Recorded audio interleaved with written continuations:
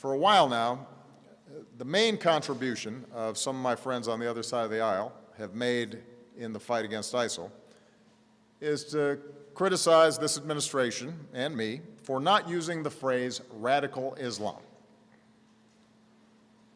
That's the key, they tell us. We can't beat ISIL unless we call them radical Islamists. What exactly would using this label accomplish? What exactly would it change? Would it make ISIL less committed to trying to kill Americans? Would it bring in more allies? Is there a military strategy that is served by this?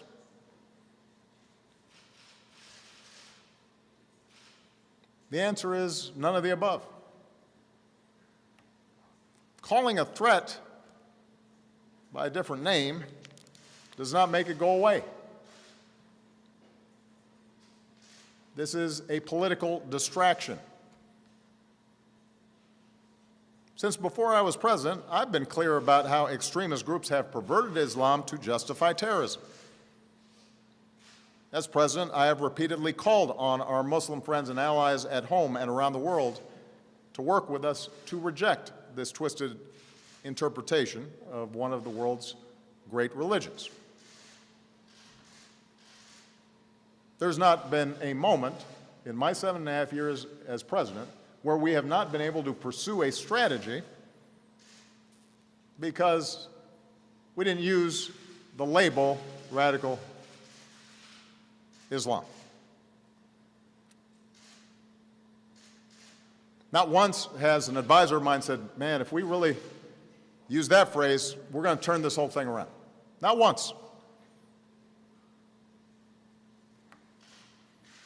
So if someone seriously thinks that we don't know who we're fighting, if there's anyone out there who thinks we're confused about who our enemies are, that would come as a surprise to the thousands of terrorists who we've taken off the battlefield. If the implication is that those of us up here and the thousands of people around the country and around the world who are working to defeat ISIL aren't taking the fight seriously, that'd come as a surprise to those who've spent these last 7.5 years dismantling al-Qaeda and the Fatah, for example, including the men and women in uniform who put their lives at risk, and the special forces that I ordered to get bin Laden and are now on the ground in Iraq and in Syria. They know full well who the enemy is.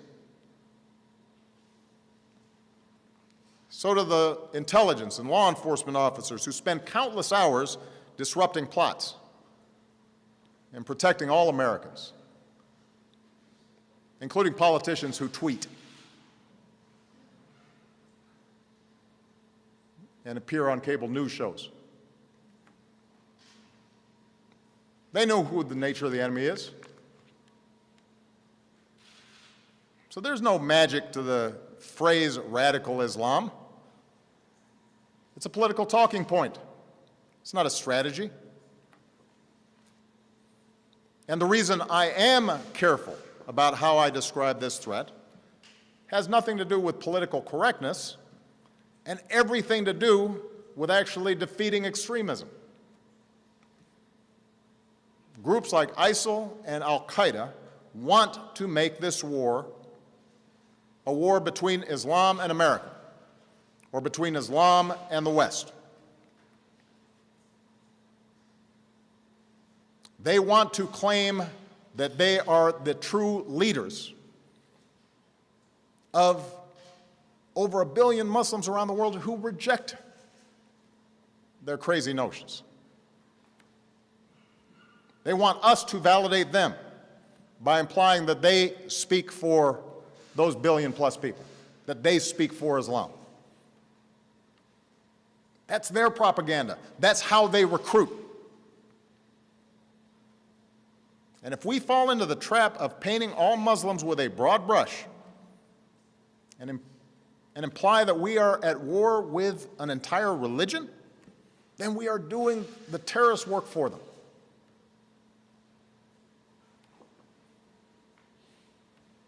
Now, up until this point, this argument about labels has mostly just been partisan rhetoric.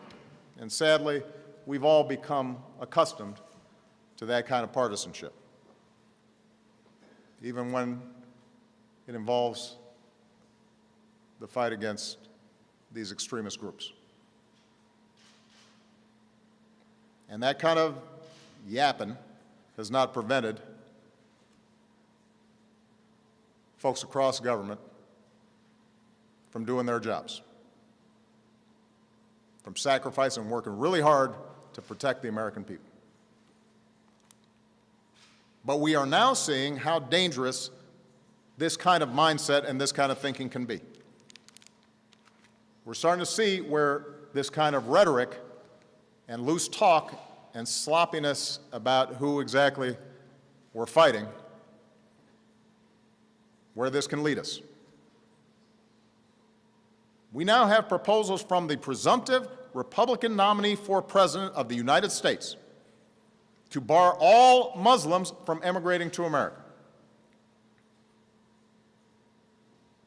We hear language that singles out immigrants and suggests entire religious communities are complicit in violence. Where does this stop? The Orlando killer, one of the San Bernardino killers,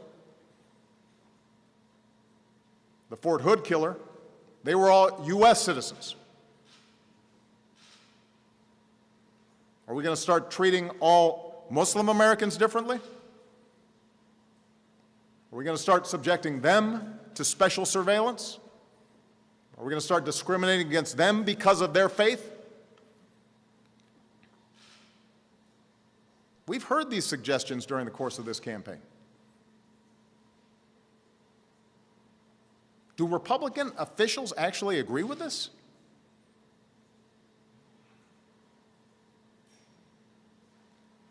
Because that's not the America we want. It doesn't reflect our democratic ideals.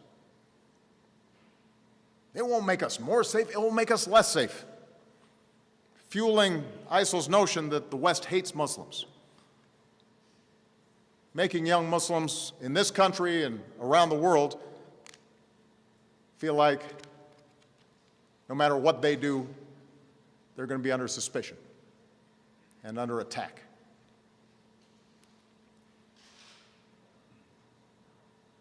It makes Muslim Americans feel like their government is betraying them. It betrays the very values America stands for. We've gone through moments in our history before when we acted out of fear, and we came to regret it.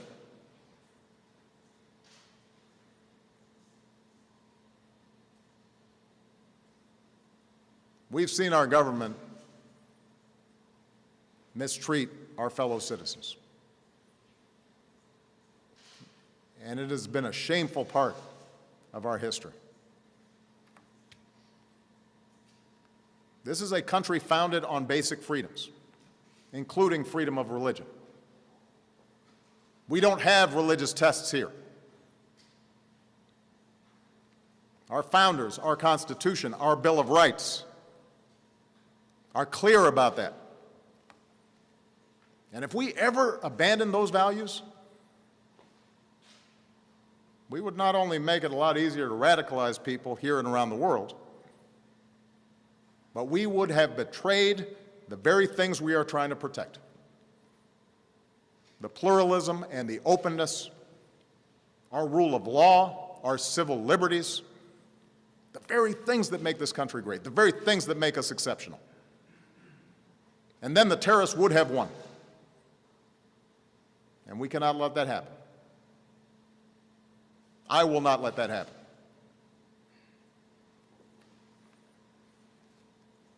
You know, 2 weeks ago I was at the commencement ceremony at the Air Force Academy.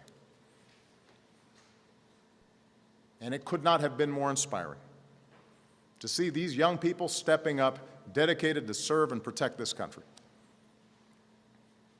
And part of what was inspiring was the incredible diversity of these cadets.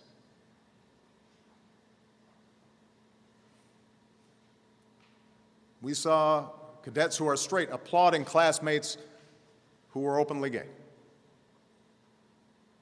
We saw cadets born here in America applauding classmates who were immigrants and loved this country so much they decided they wanted to be part of our armed forces.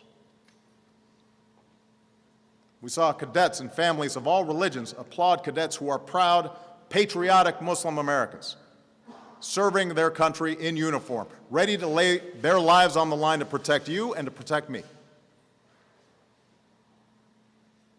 We saw male cadets applauding for female classmates who can now serve in combat positions. That's the American military. That's America. One team, one nation. Those are the values that ISIL's trying to destroy. And we shouldn't help them do it. Our diversity and our respect for one another, our drawing on the talents of everybody in this country, our making sure that we are treating everybody fairly, that we're not judging people on the basis of what faith they are, or what race they are, or what ethnicity they are, or what their sexual orientation is.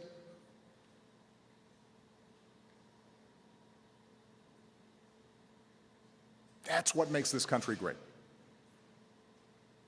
That's the spirit we see in Orlando. That's the unity and resolve that will allow us to defeat ISIL. That's what will preserve our values and our ideals that define us as Americans.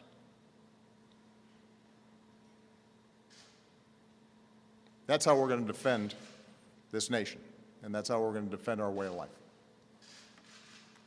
Thank you very much.